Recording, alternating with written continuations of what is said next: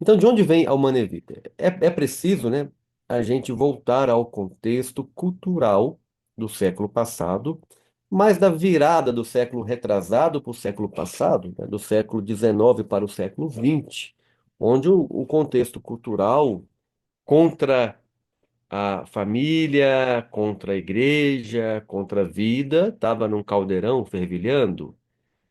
Se a gente pensar que foi onde começou a revolução sexual, né? A contracepção ganhou um grande impulso, ela foi levada, foi o avanço lá com a borracha vulcanizada no século retrasado, o avanço dos preservativos no século passado, um grande investimento para se criar a contracepção química, e também no início do século passado, começando os movimentos pró-aborto que depois vieram com a ideia de uma paternidade planejada, né, que se disfarça de planejamento familiar, que na verdade é controle populacional, né? E, além disso, no século passado, nós temos o grande avanço da comunicação, a mídia impressa, as revistas, a televisão, tudo isso apresentou um mundo novo, né? Acreditado que se fala admirável mundo novo, mas eu penso mais no lamentável mundo novo, né? Porque essa novidade que apresentou a todos nós esta possibilidade, né, de separar o amor, a vida íntima da fecundidade, é separar o prazer do compromisso. E isso foi o contexto lá do século passado. A igreja já tinha se pronunciado lá na Casti Conube, no início do século passado, sobre o mal da contracepção. Mas a coisa foi fervilhando, fervilhando, né? E a ponto da igreja ter que ter um pronunciamento mais claro, mais direto sobre isso. Contudo, com todo aquele mal que teve no século passado, com essa banalização, né, da sexualidade, o clamor de uma liberdade reprodutiva, liberdade feminina, de onde surgem os chavões de hoje em dia, que já começaram lá atrás, né, meu corpo, minhas regras, o que importa é ser feliz, prazer a todo custo, né, prazer máximo com esforço mínimo, né. E eu me lembro que no começo do século passado, foi criada uma Liga Americana de Controle dos Nascimentos, na década de 20, né, fundada por Margaret Sanger, né? E nos periódicos, nos livrinhos que ela publicava, num deles na capa tinha uma mulher, um desenho em preto e branco, uma mulher bem arrumada, assim bonita, mas sentada no chão, quase que deitada, com uma cara triste, com uma bola de ferro tipo de prisioneiro, amarrada no pé dela.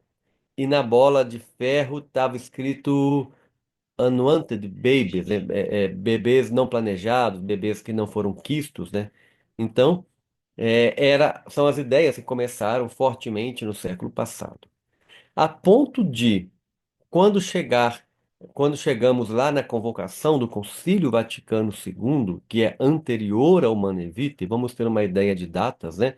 O Concílio Vaticano II foi convocado no Natal de 61.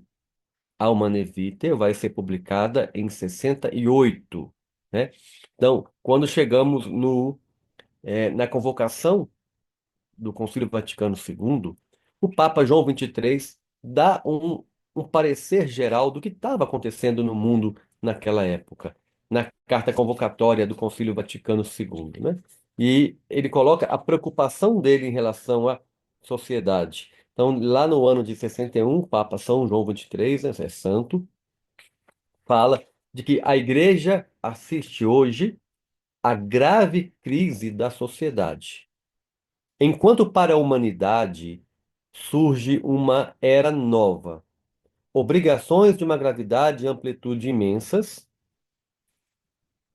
pesam sobre a Igreja, como nas épocas mais trágicas da sua história.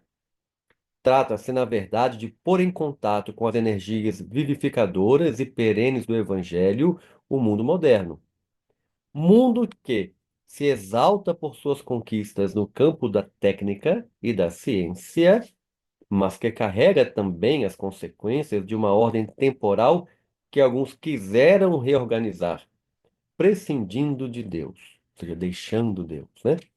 Por isso, a sociedade moderna se caracteriza por um grande progresso material a que não corresponde igual progresso no campo moral. Então, colocou o perfil do mundo.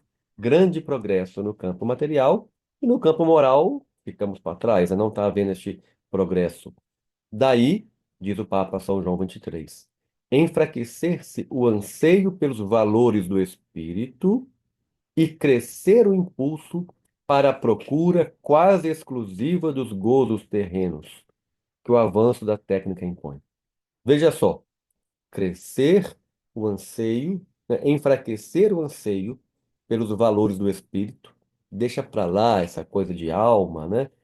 Deixa para lá essa coisa de vida eterna, deixa para lá tudo isso que é sobrenatural, que é do espírito, e crescer o impulso para a procura quase exclusiva, quase exclusiva, até também no meio dos católicos também, quantos católicos já não crê em vida eterna, né? Ah, vamos ser bonzinho, vamos perdoar o irmão, mas vamos viver aqui, deixa lá, deixa essa coisa de vida eterna, né?